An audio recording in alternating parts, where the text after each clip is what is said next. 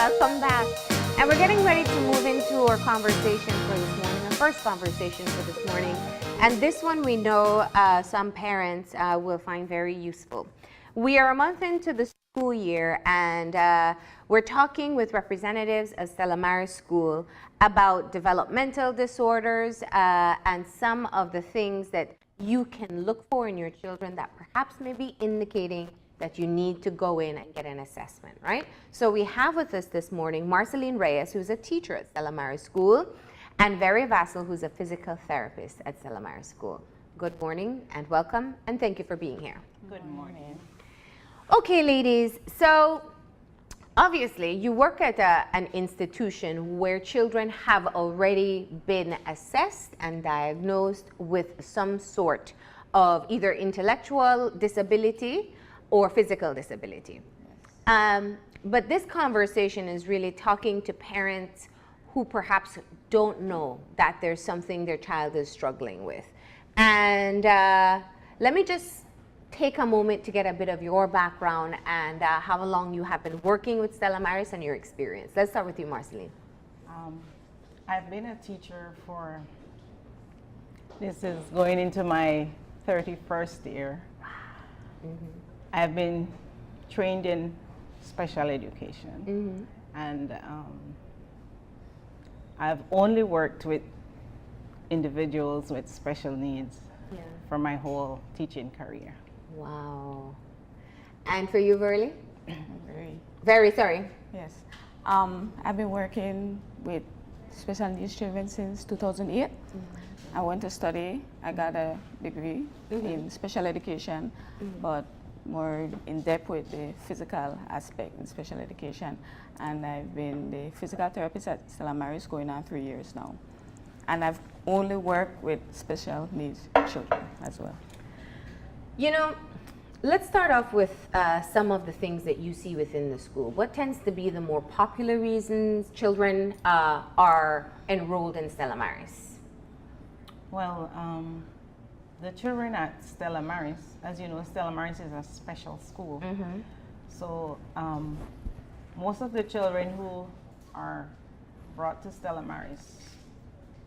are more severe types of disabilities in all the different areas, whether it's physical, intellectual, autism.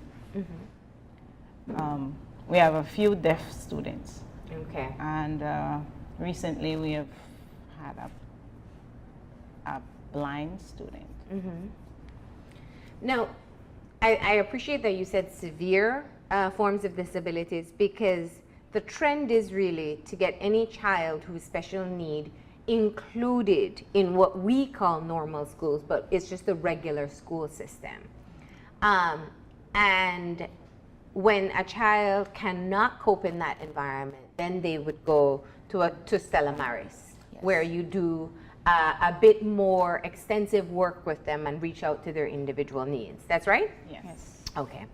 So we're talking to parents this morning, and I think, you know, each individual parent pays attention to their child and is very well aware of some of the challenges they may have, whether in school or socially. Let's talk about some of the signs that perhaps a parent should be concerned about, and then what they should do after. Well, typically parents will notice academic difficulty maybe before they would notice other behavioral issues. So if your child is not performing in one or more subject areas, having real difficulty, then you must seek help. If your child is distributing very peculiar behaviors that you know is not typical of a child at the age and where they're at developmentally, then you should also seek some of the basic behavioral issues are considered just a child behaving bad, but sometimes it's more. So any severe behavioral issue you should seek some sort of help. Yeah, yeah. Really, from your perspective? From my perspective, parents should even look at the physical aspect. The child is not writing properly, can probably see the board, from a certain distance. A ball is thrown at them, they can't catch it. I mean, that child could have a visual impairment, but if they don't go and get that child assessed, they won't know. Yeah. And they will blame it on the teachers or probably say that the child is slow, but if they just correct or compensate for that impairment that they have, then they won't have problems writing, problems socially with their peers. Because usually it's when a child is not at level with their peers at that age, that's when we will consider that child to have some sort of impairment or disability. That's so important, because so often you find that, for example, with visual impairment or with issues with the sight, usually it's a teacher that would tell you, oh, the child is going all the way up to the blackboard to see, or squinting the entire time. But that's one of the more obvious areas that you can identify. If a child isn't hearing properly, for example, or isn't processing what is being said properly, it's harder to be able to identify. And the problem is the children, they look perfectly normal. So just having a visual impairment or hearing impairment, that the parent doesn't think that that child has some sort of special needs. Yeah. But they actually do. And they argue with the teachers whenever the teachers speak about the child is not seeing well, not hearing well. Nothing wrong with my picnic. That's the first thing that comes out of a parent's mouth, because their child is special to them and they're perfect. But they do have a special needs, but they don't realize it. Because in society right now, when you hear the word special needs, they think more about a child in a wheelchair, drooling, pushing them on the streets. And they don't want their child to fit in that special needs setting. And that's a problem that we're facing. That's why we have so many problems inside the school, because just that word special triggers a whole lot of emotions in parents. Yeah. And from your experience working with parents, what do you find are some of the ways that they overcome fighting the issues that they're seeing and actually going in and addressing them? Well, normally someone would have to help them to see that your child really needs help. And then maybe they would go in and get an assessment. Based on the assessment, the child will, they will be told, well, your child has a deficiency in reading, or your child may not be seeing well, or your child may not be hearing well, or your child may have a learning disability, or it may be something more severe. Maybe your child seems to be on the lower, like maybe have an intellectual impairment. It's always the parents' responsibility, because we can't tell them what to do with your child, but we can tell them, well, this is what we have found, and we think that maybe your child needs tutoring, or your child needs some intervention in reading in order for him or her to be able to fit in with their peers.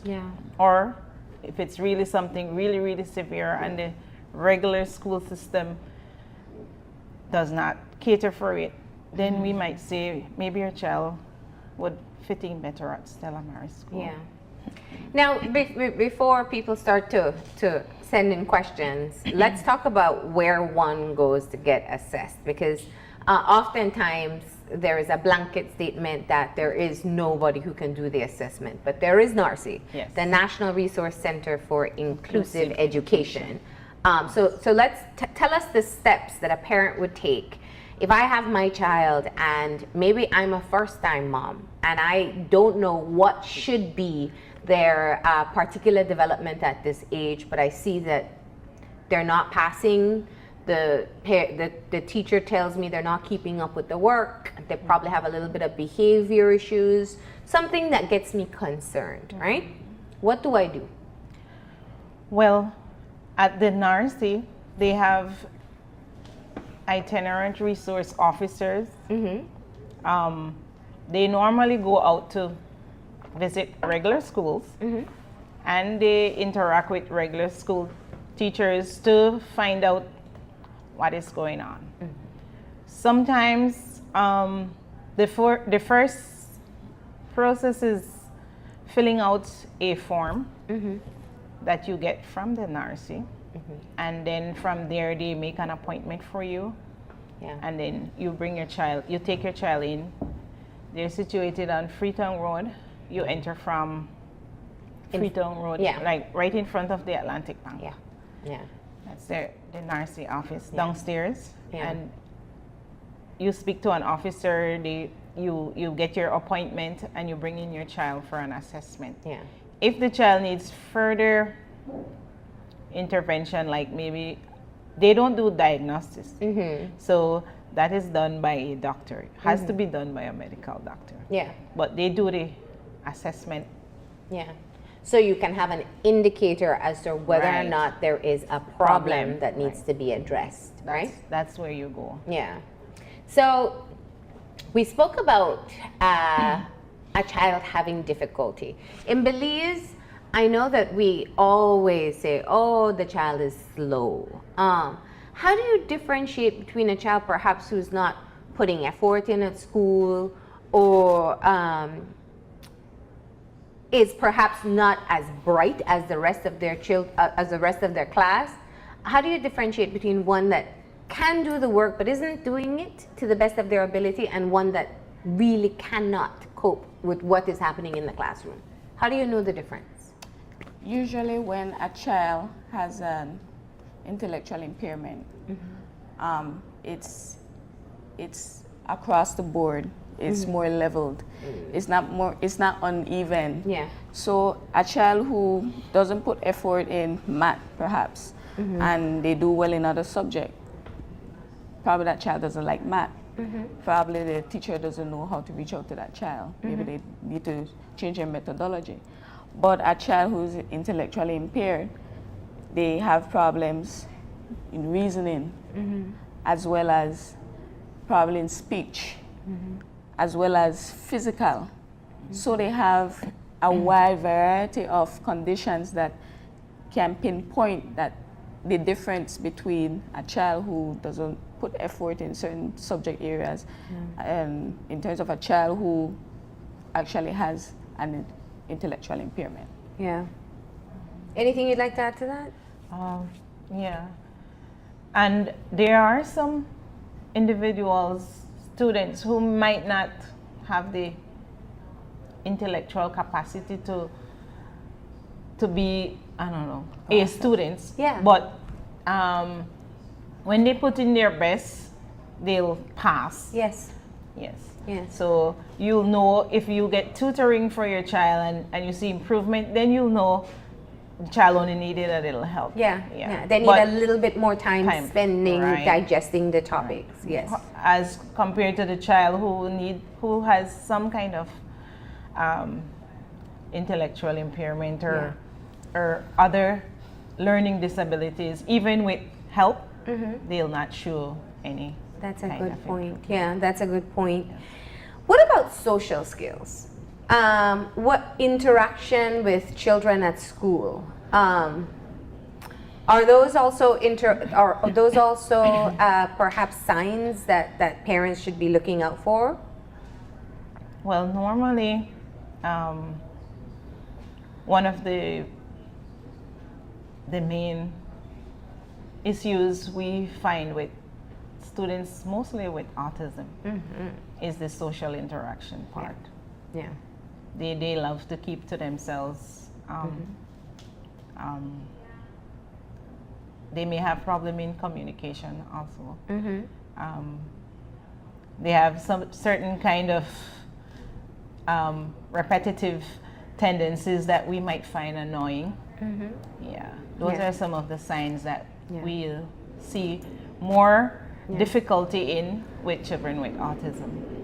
And that's a great segue. And while we're not saying that once you identify a child, we have to be clear, there's so many different potential impairments a child may have. It could be auditory processing, sensory processing, dyslexia. It could be actual intellectual disability. There's a full range. So we cannot say that once you have a problem, it is this. Yes, but we did want to get a little bit into autism itself, because this is one that we don't discuss as often. Yes. And it is a very difficult disorder to understand, even more so because they call it a spectrum disorder. So you meet one autistic child that may be in school and functioning, and then somebody else comes and says, well, my child is autistic, but they're more on the severe end. And it's hard for us to understand the disorder. So let's start with the demographic that you have at your school, right?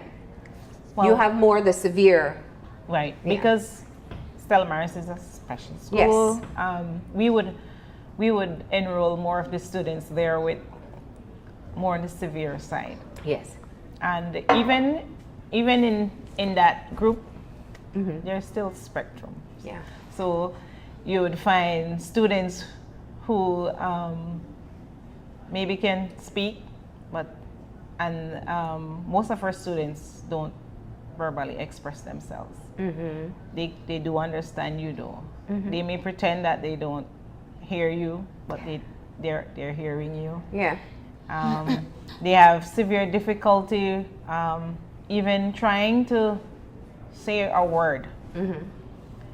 They won't even try. Like it's something very, very difficult for them. So, however, we have had a few students who are on the higher spectrum. They're referred to as Asperger's syndrome. And in every disability, though, there is a sort of spectrum. So from mild to severe. Yeah. Yes.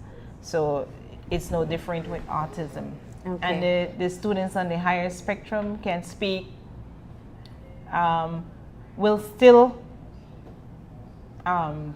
show the most basic thing that you'll see is they're not wanting to associate with other people mostly.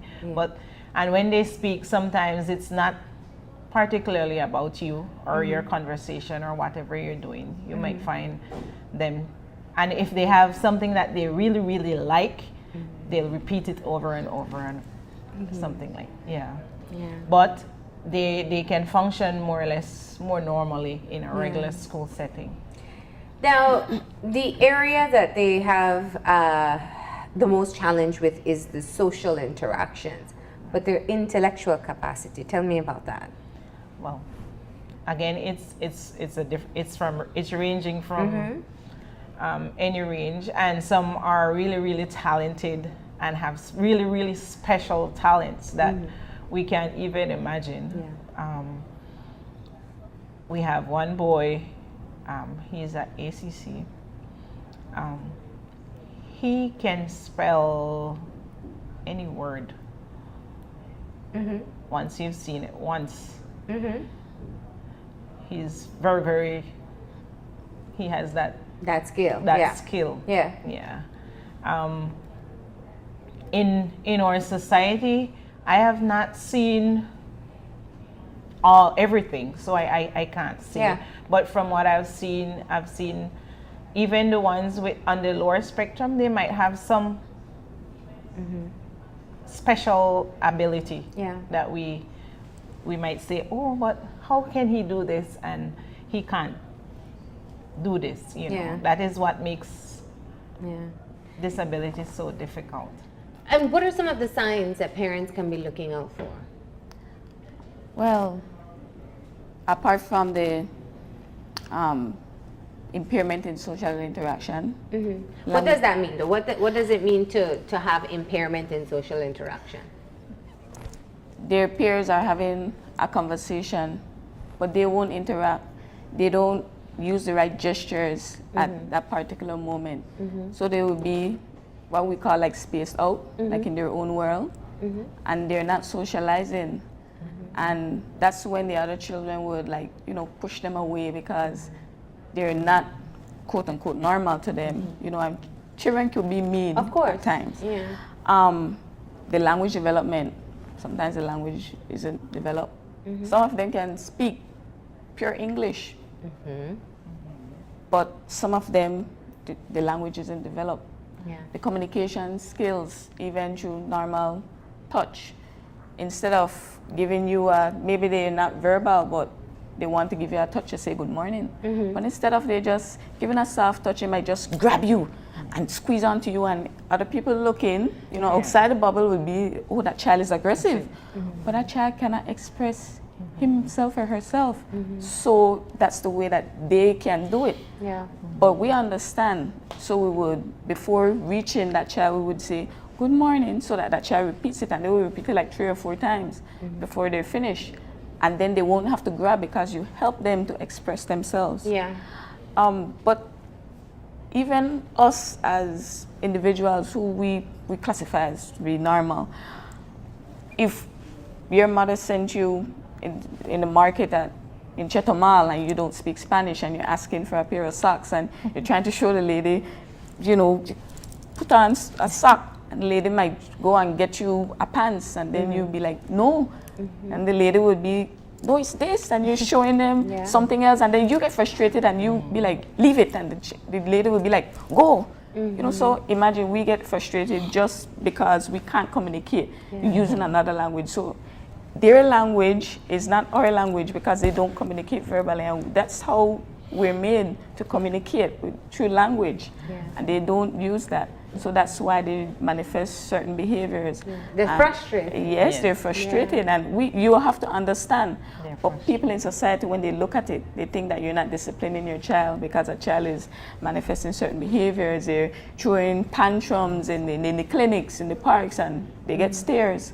And that's the reason why parents don't want to take out their child with autism, because they don't socialize with anybody else. They will get attached to a clothespin. Because a clothespin doesn't speak, they don't speak either. So they have this bond. They can't reach out and have a relationship with another human being the way that we would. So they get attached to objects, and then they walk around just playing with. Some of them get attached to a straw from a broomstick, and they might have perfect eyesight. They could find the smallest hole to push that broomstick in, and that would be their partner. And then you wonder why. But you have to find comfort somewhere, and that's their way of seeking comfort. They have this tendency to flap their hands a lot. Probably when they get excited, they flap their hands. Certain different noises can affect them. Just the ringing of the buzzer, they might run out, but they're covering their ears, screaming like they're running for their life. Certain smells, just a sight. Maybe I look at that vase behind you and I say, I like the color green. And the child might see that and begin to throw. Yes. Yeah. Because for them, that probably could be something in their past that they're reflecting on. Yeah. And hence the reason why not most, but a lot of times the children with this spectrum, they tend to have seizures because all of these impulses. In a day, we come across a lot of noise, sights, smells, and imagine all of that just in one brain. Sensory overload. Exactly. So they start to seize. So a lot of other medical problems stems from just having autism. Yeah. And the children on the higher spectrum, even the ones who can talk, they might only want to talk about, I don't know, they like spaceman. So they even have obsessive tendencies. They have so every time they see you, they'll be talking about spaceman. After a while, you wouldn't want to keep company with him. Yeah. They don't converse from one thing to the next like how we operate in normal. And this is one of the things I think, and I'm glad you brought it up, that the spectrum for autism can go from a fully functioning child, he or she can be in school, they can be passing their subjects, and perhaps it's only the social interactions that are, which is hard, because if you are a child and you can't make friends at school, That's frustrating, even if I can keep up with reading the books and writing my name. Right. And then you have the opposite end where some can't speak, they can't really interact or communicate with people, and everything else that's in between. How do you cope with the varying levels within your own classroom? It's always difficult, but it's a little easier at Stella Maris since we make the classes a little bit smaller. Yeah, yeah. And we have 2 teachers in each classroom. Well, right now I'm by myself, but normally there are 2 teachers in a class. So whenever we plan, we always have to have different activities for individual students. That's how we try to make it as easy as we can.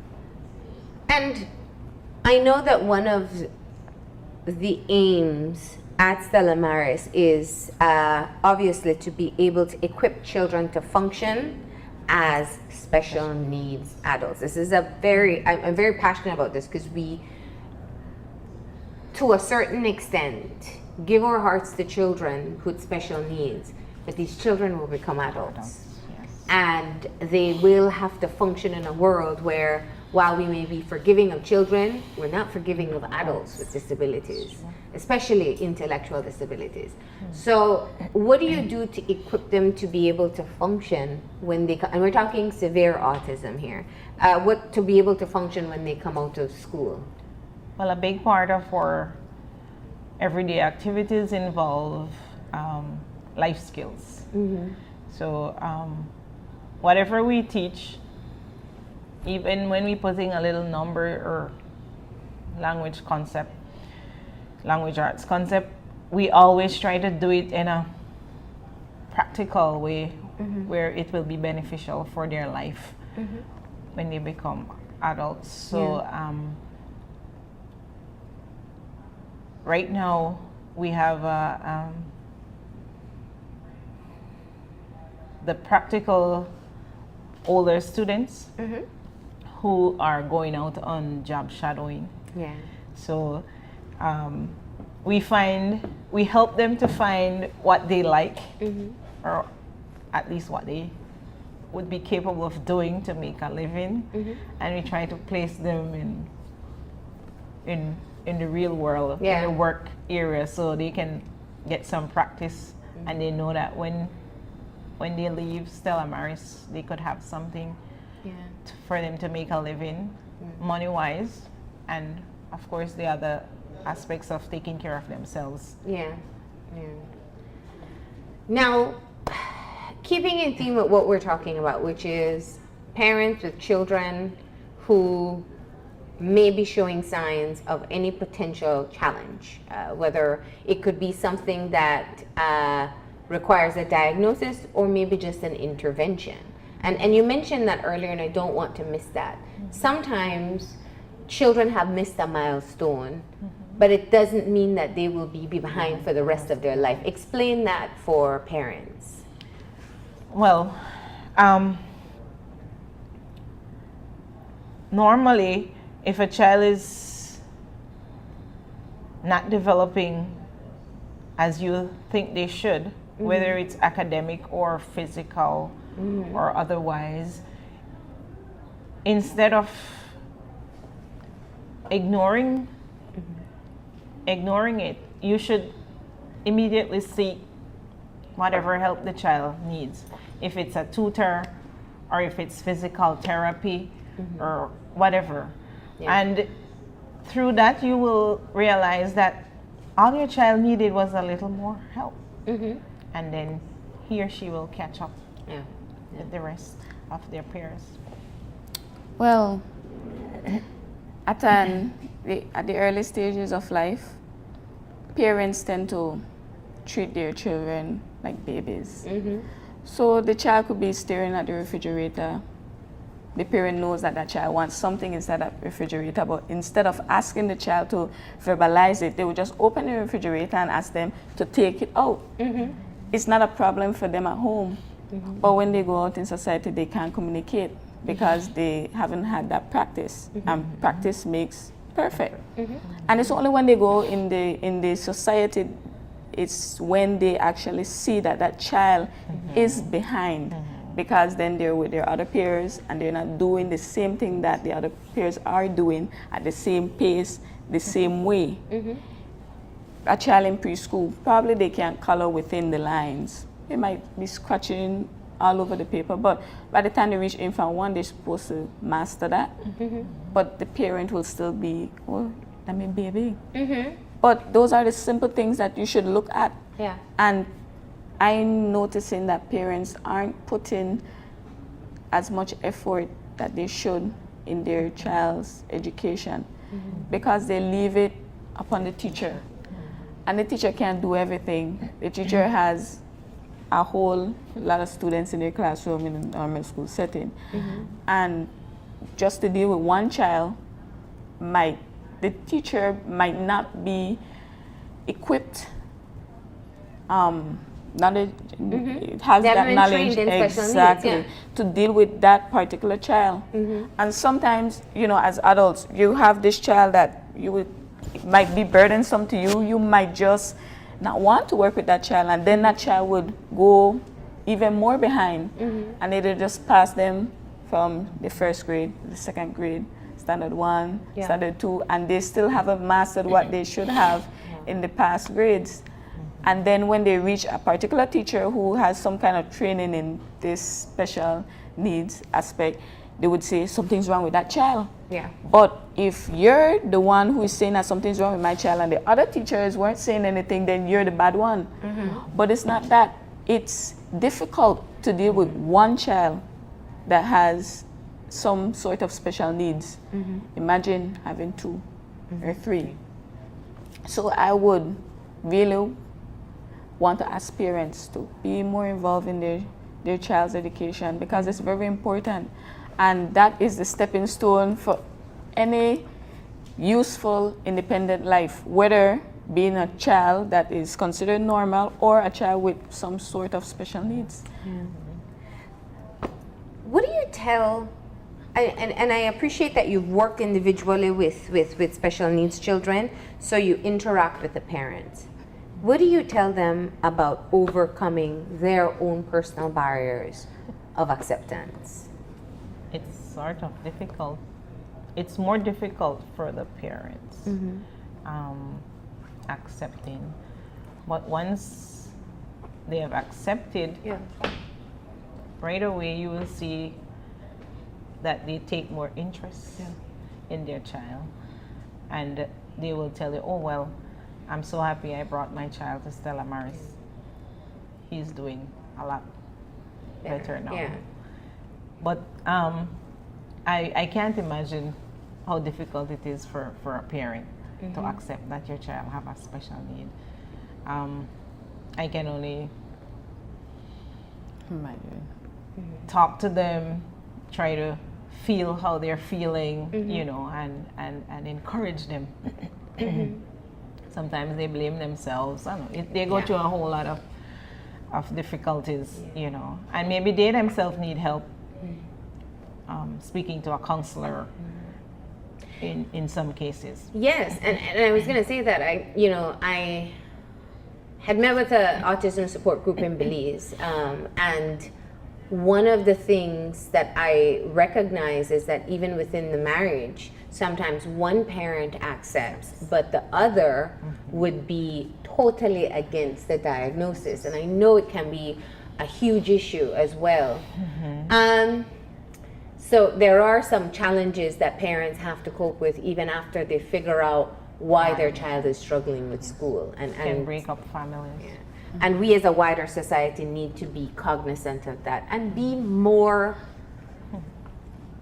open to the fact that we have children who have special needs and parents who have to cater for those special needs. And as you pointed out, when they're out in public and you see a child perhaps behaving a way that you don't understand, it's not a time to judge the parent, because that's part of the reason why children with disabilities face the stigma that they do. Now, let's just close off, I think, with the important information. Once again, just a synopsis of things people can look for and where they go if they want to find out more. If you notice your child is having any sort of difficulty, whether it's academic, behavioral, any tendency that you think is not what you would consider normal with a child at any age, you can go, and maybe your child's teacher have already spoken to you. Yeah. The place to go is the National Resource Center for Inclusive Education, NARCI. They're situated on Freetown Road. You enter from in front of the Atlantic Bank. You go in, you speak to an officer who will direct you to the next step. I guess you have to fill out a form. The teacher will have to fill out a form, and then they will tell you what they will do from there. Yeah. They're the ones who handle the assessments. That is part of the Ministry of Education. So you can also be able to contact the ministry in your area if you want to find out about when you can get an itinerant officer to go around, and perhaps when they're doing assessments. I want to thank you ladies for coming in, for the work that you do at Stella Maris, and also for showing us a bit as to what parents can be looking out for when it comes to particular impairments that children may have that parents aren't aware of as yet. Can I say something? Yes. I would like to tell the public that whenever they pass in front of the school, it looks very beautiful. You know, we have this nice mural painted on the wall and it looks very deserted. But please just come inside the gate, come inside the school and see what we're doing, because all the activities are placed to the back. That's just in front of the school. And people tend to think that we're not doing anything because they don't see any activity happening. But everything is happening at the back of the school. Just come in, even if it's just to see the classroom, see the setting, how the children interact with each other. That's very important. Because we tend to see a lot of parents flooding the school, asking a lot of questions whenever the school year has begun, because the teacher is complaining that that student is slow in math, is not focusing in school. So they come to Stella Maris asking for questions. And that's when we get the bulk of parents. Come in during the school year, because maybe you might not have a child with a special needs now, but you might have a cousin or a friend's child who shows these kinds of symptoms and characteristics. And don't wait until you see them to go and seek help. You could come in, you could have some kind of information, some kind of a way to help them, rather than coming in the spur of the moment, and then it catches us off guard, because then sometimes we don't realize that there are so many students out there that are shut in because the parents don't accept that their child has a special needs. So come into the school and just don't look at it on the outside. Come to the back and see what we're doing. Absolutely. Thank you ladies for being here. We appreciate the conversation. Thank you too. All right, we're going to go ahead and take a break. When we come back, we'll be talking about the upcoming Blue Water Classic fishing tournament. So stay tuned.